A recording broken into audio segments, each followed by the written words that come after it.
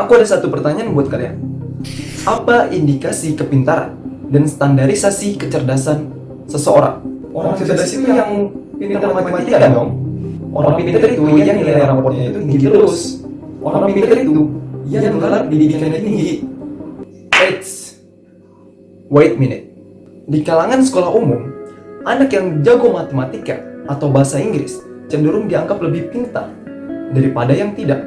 Sedangkan di kalangan pesantren, anak yang hafal mutola'ah atau alfiyah cenderung dianggap lebih pintar daripada yang tidak hafal. Sedangkan matematika, bahasa Inggris, alfiyah, dan mutola'ah merupakan bidang-bidang yang bersifat akademik. Lalu, apakah kepintaran seseorang selalu identik dengan akademik? Di luar akademik, orang yang mempunyai keterampilan dalam mengambil video atau foto sering disebut pintar dalam videografi atau fotografi. Sedangkan orang yang mempunyai keterampilan dalam memasak sering disebut pintar masak. Lalu, apa indikasi yang membuat seseorang dianggap pintar? Dan apa standarisasi sebagai tolak ukur kepintaran atau kecerdasan seseorang? Secara bahasa, kecerdasan adalah kemampuan untuk belajar, memahami, dan berpikir secara logis tentang suatu hal, atau kemampuan untuk melakukan sesuatu dengan baik. Namun, secara istilah, menurut Howard Gardner dalam bukunya Frame of Mind, The Theory of Multiple Intelligence, yang mendefinisikan kecerdasan adalah kemampuan untuk menyelesaikan masalah dan kemampuan untuk menciptakan sesuatu yang bernilai dalam suatu budaya atau masyarakat. Secara general, kecerdasan terbagi menjadi 3, yaitu IQ atau Intelligence Quotient, EQ, Emotional Quotient, dan SQ, Spiritual Quotient. Namun, Howard Gardner membagi kecerdasan menjadi 8 macam, yaitu kecerdasan linguistik, logika matematika, visual spatial, musikal, intrapersonal, interpersonal, kinestetik, dan naturalis. Linguistik adalah kecerdasan dalam mengolah kata, yaitu kemampuan untuk menggunakan kata-kata secara efektif, baik lisan maupun tulisan. Logika matematika adalah kecerdasan dalam hal angka dan logika, yaitu kemampuan seseorang dalam memecahkan masalah. Visual spatial adalah kemampuan untuk melihat dan mengamati dunia visual dan spasial secara akurat. Musikal, kemampuan untuk menikmati, mengamati, membedakan, mengarang, dan mengekspresikan bentuk-bentuk musik. Intrapersonal, yaitu kemampuan yang berhubungan dengan kesadaran dan pengetahuan tentang diri sendiri. Interpersonal, yaitu kemampuan untuk memahami dan bekerja sama dengan orang lain. Kinestetik, ialah kemampuan dalam menggunakan tubuh dengan terampil untuk mengungkapkan ide, pemikiran, dan perasaan. Naturalis adalah kemampuan untuk mengenali, membedakan, mengungkapkan, dan membuat kategori terhadap apa yang dijumpai pada alam dan lingkungan sekitar. Lalu, kapan seseorang dikatakan pintar? Orang pintar dalam bahasa Arab disebut alimun, yang artinya arifun bihi, atau memiliki kemampuan dan pengetahuan dalam suatu bidang. Orang yang jago matematika disebut pintar karena ia memiliki kemampuan dan pengetahuan dalam memecahkan logika angka. Maka ia disebut pintar dalam matematika.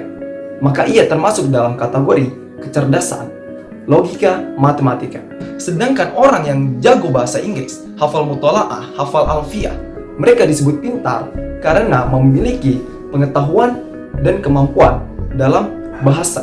Oleh karena itu, mereka disebut pintar dalam bahasa, baik lisan maupun tulisan. Maka mereka termasuk dalam kecerdasan linguistik. Dan orang yang jago fotografi atau videografi disebut pintar karena mereka memiliki kemampuan dalam mengekspresikan imajinasinya. Maka dari itu, mereka disebut pintar dalam fotografi atau videografi. Dan mereka termasuk dalam kategori kecerdasan visual spatial. Visual yang berarti gambar, sedangkan spasial yaitu hal-hal yang berkenaan dengan ruang atau tempat.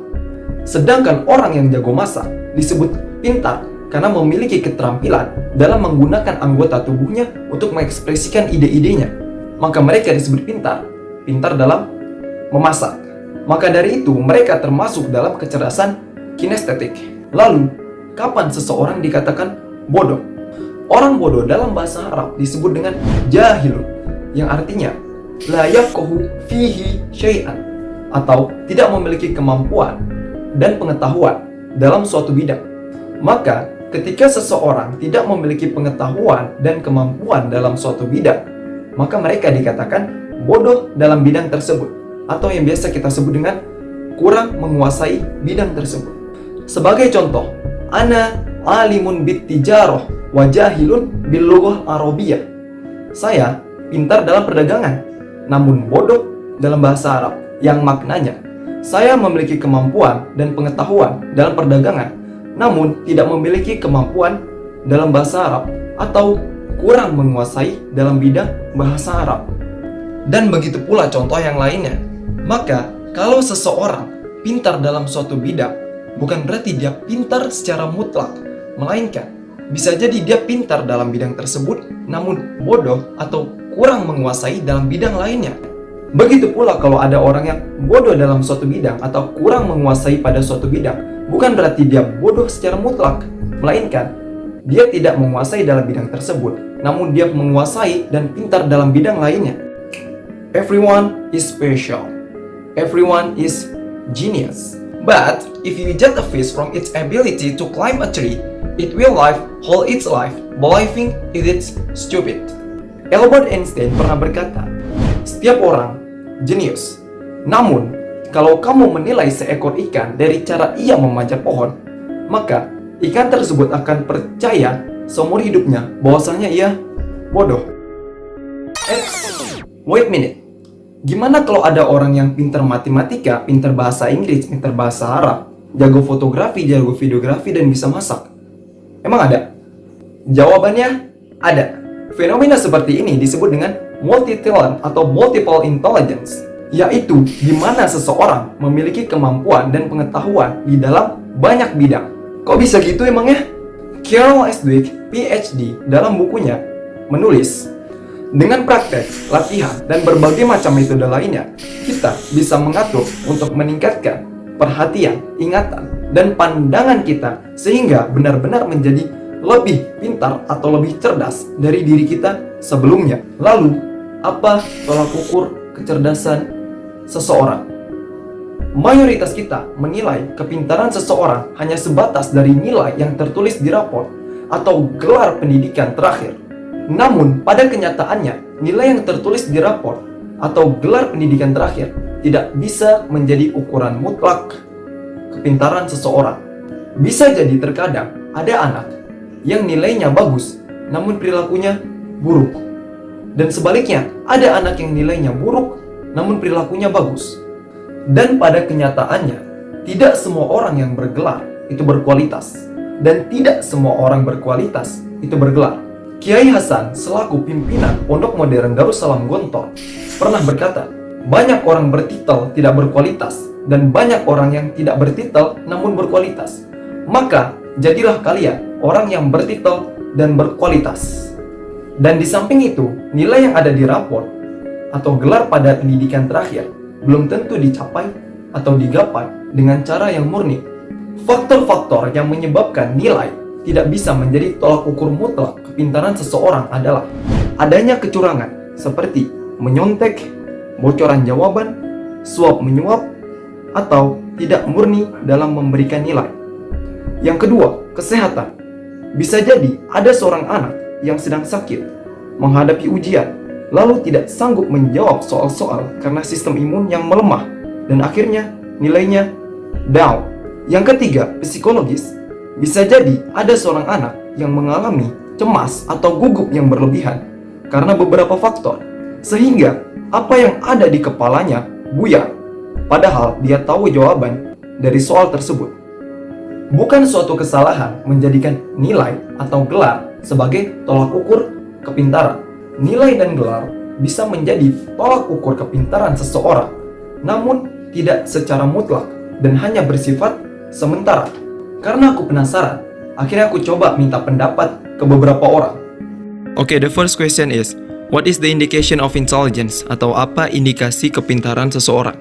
Yang pertama adalah kemampuan ia dalam menanggapi sesuatu. Misalnya seseorang menjelaskan padanya cara dia menanggapi penjelasan tersebut. Yang kedua adalah time. Dia selalu on time. Ketika dia diberikan tugas sesuatu tugas, dia akan mengerjakannya secepat mungkin. Yang ketiga adalah dari keaktifan dia tidak terlalu aktif, namun bisa dibilang dia aktif,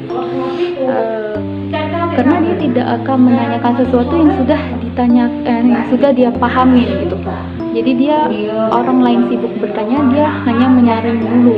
Ketika tidak ada yang dia tidak tahu, namun tidak ditanyakan seseorang ataupun tidak dijelaskan, maka dia akan menanyakan gitu. Nah, itu dia. Ciri-ciri kepintaran seseorang itu pertama dilihat dari semangat belajar.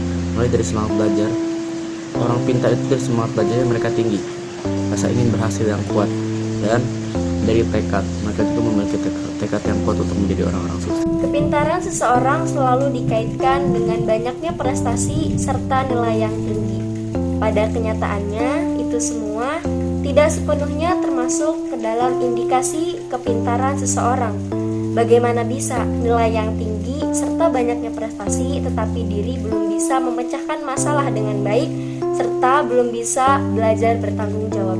Pada umumnya, indikasi kepintaran seseorang mempunyai fleksibel dalam pemikiran, banyak bertindak, banyak berpikir, cenderung dia berpikir kritis. Pada umumnya, orang pintar mempunyai kelebihan di bidang manapun. Dia juga mampu menguasai dan dia mampu melakukannya di bidang manapun itu, serta dia dapat mengendalikan diri dengan baik. Orang pintar juga mampu mengetahui batas dalam dirinya, serta ada dalam dirinya ada rasa ingin tahu dan ingin mencari tahu, supaya bagaimanapun caranya dia itu tahu dari apa yang belum diketahuinya, mengerjakan apapun dengan teliti dan mempertanggungjawabkan atas dirinya dan menerima resiko yang akan diterimanya, selalu mempunyai planning dan tujuan yang jelas untuk kedepannya. Biasanya dia berkonsisten pada pilihannya. Kepintaran seseorang juga bisa dicerminkan dari pendidikan sejak kecil atau bagaimana cara mendidik orang tua kepada anaknya. Bisa jadi kepintaran seseorang juga bawaan keturunan, mungkin dari pihak keluarga atau dari manapun sebelumnya mempunyai kecerdasan yang di luar intelektual juga, atau bisa menguasai di bidang manapun. Okay, the second question is, what is the standardization of intelligence, atau apa standarisasi kecerdasan seseorang? Menolak ukur kepintaran seseorang itu tidak bisa dari EQ ya, karena gini, ada anak yang memiliki EQ di bawah rata-rata namun dia bisa menghafal Quran, itu secara pribadi ya, secara pribadi ada tuh tipe yang kayak gitu, dia tidak memiliki kemampuan EQ yang sama seperti orang biasa, namun dia mampu menghafal Quran 30 juz melebihi orang yang mempunyai EQ biasa atau lebih dari dia gitu. Karena kalau misalnya kita bilang dari EQ itu tidak gitu. Jadi tolak ukur kepintaran seseorang adalah dari kemauannya, dari tekadnya. Orang yang memiliki kepintaran atau kemampuan lebih, dia adalah orang yang memiliki tekad lebih atau yang memiliki kemauan lebih. Tolak ukur kepintaran seseorang itu dimulai dari mindset, dari pola pikir mereka sendiri.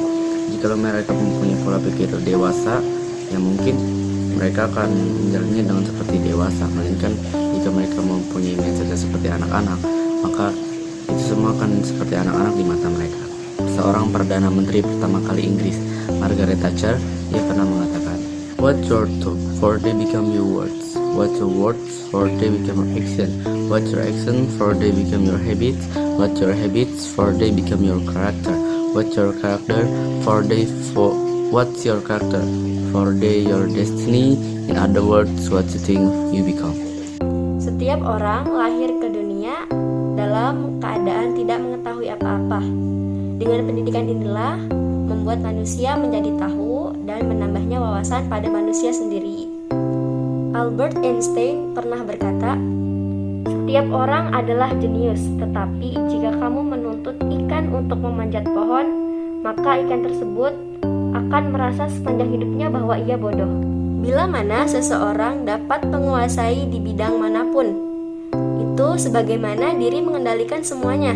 Semakin banyak kita mencoba, semakin banyak kita mempelajari, maka sebanyak itulah kita akan mendapatkan dan kita akan bisa jika kita ingin mampu mempelajari dan mencobanya. Pada hakikatnya, standarisasi kepintaran manusia adalah bukan berdasarkan atas penilaian orang lain terhadap diri kita begini dan diri kita begitu, bukan. Tetapi standarisasi kepintaran adalah bagaimana diri menstandarisasikan terhadap diri kita sendiri. Kita yang menstandarisasikan kemampuan yang kita punya. Setelah kita menstandarisasikan kemampuan kita, mana kekurangan, mana kelebihan, maka disitulah kita akan menemui jalan di mana kita harus menstandarisasikan pada diri kita sendiri. Jawaban yang sangat mengagumkan dan sangat menginspirasi yang notabene dari seorang guru dan murid-murid seusia sekolah. Guru dan murid-murid seperti inilah yang harus dikembangkan dan diperjuangkan oleh negara agar kualitas pendidikan di Indonesia bisa meningkat, berkembang, dan menjadi lebih baik dari sebelumnya. Sesuai dengan definisi kecerdasan secara bahasa dan apa yang dipaparkan oleh Howard Gardner dalam bukunya, bisa kita tarik kesimpulan bahwa indikasi kepintaran seseorang tidak bisa dinilai hanya dari satu bidang yang mutlak, melainkan dari berbagai macam bidang yang mana ia lebih cenderung memiliki keahlian dan kemampuan dalam bidang tersebut. Dan standarisasi kepintaran seseorang tidak bisa terukur hanya dari nilai raport yang ia dapatkan di sekolah dan gelar pendidikan terakhir yang ia sandang. Akan tetapi, tolak ukur kepintaran atau kecerdasan seseorang terukur dari apa yang ia lakukan dalam kesehariannya, dari ilmu yang ia pelajarinya, dan apa yang ia ajarkan kepada orang lain dari ilmu yang ia miliki, dan seberapa besar manfaat dan pengaruh yang ia berikan bagi sekitarnya. Karena tujuan dari ilmu bukanlah pengetahuan itu sendiri, melainkan akhlakul karimah dan budi pekerti yang menghiasi perilakunya sehari-hari. Dan Rasulullah SAW bersabda, "An Syaddad bin Aus anin Nabi SAW, al-kabisu mandana nafsahu wa amila lima ba'dal maut." Rawahu at-Tirmidzi. Yang maknanya, orang yang cerdas adalah orang yang rendah hatinya dan mengamalkan dari ilmu yang ia miliki dalam kesehariannya untuk mempersiapkan kematiannya. My name is Mr. L and keep optimistic and it always. Thanks for watching.